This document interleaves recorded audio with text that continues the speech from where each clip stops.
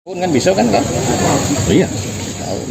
Musyawarah Kabupaten Komite Olahraga Rekreasi Masyarakat Indonesia atau KORMI-OKU merupakan muskap pertama di Sumatera Selatan pasca dilantiknya pengurus KORMI tingkat provinsi yang diketuai Samantha Tiffany Hermanderu. Pada muskap KORMI-OKU, Yeni Elita terpilih sebagai Ketua KORMI-OKU periode 2022-2026 mendatang. Koordinator Wilayah 4 Percepatan Pembentukan Pengurus KORMI Kabupaten Kota, Muhammad Fadli mengungkapkan, Kabupaten Oku sendiri menjadi kabupaten pertama dari 16 kabupaten kota yang sudah siap melaksanakan muskap KORMI. Muskap ini ditargetkan hingga akhir Februari mendatang sudah selesai, sehingga pengurus kabupaten kota dapat mempersiapkan atlet dalam menyambut Festival Olahraga Rekreasi Nasional yang akan digelar di Kota Palembang tahun ini. Menurutnya ada beberapa pertandingan olahraga tradisional dan olahraga rekreasi yang akan diperlombakan pada Fornas tersebut. 16 kabupaten yang ada, baru ini yang pertama pembentukan KORMI kabupaten. Jadi OKU ini adalah KORMI kabupaten yang pertama yang sudah terbentuk menyusul nanti Palembang gitu, seperti itu. Untuk saat ini kita menargetkan di kepengurusan provinsi adalah sampai dengan bulan 2 ini seluruh KORMI kabupaten itu dapat dibentuk.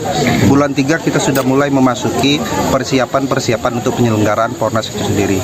Seluruh beberapa venue-venue dan beberapa kelengkapan-kelengkapan untuk pelaksanaan Fornas juga sudah disiapkan dan dikumpulkan. Sementara itu, Asisten 2 Setda Oku Kadarisman mendukung penuh terbentuknya KORMI Kabupaten Oku. Menurutnya pihaknya juga akan mempelajari payung hukum terkait dengan pemberian dana hibah agar KORMI Kabupaten Oku dapat terus berkembang. Mewakili pemerintah daerah Kabupaten Ogan Komering Ulu tentu saja menyambut baik dengan telah terbentuknya Komite Olahraga Rekreasi Masyarakat Indonesia di Kabupaten Ogan Komering Ulu.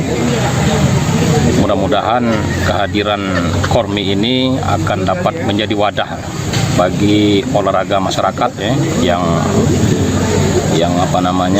bersifat rekreasi. Tentu saja ini juga akan dapat mengembangkan olahraga-olahraga yang kait eratnya dengan budaya yang ada di Kabupaten Ogan Komering Ulu.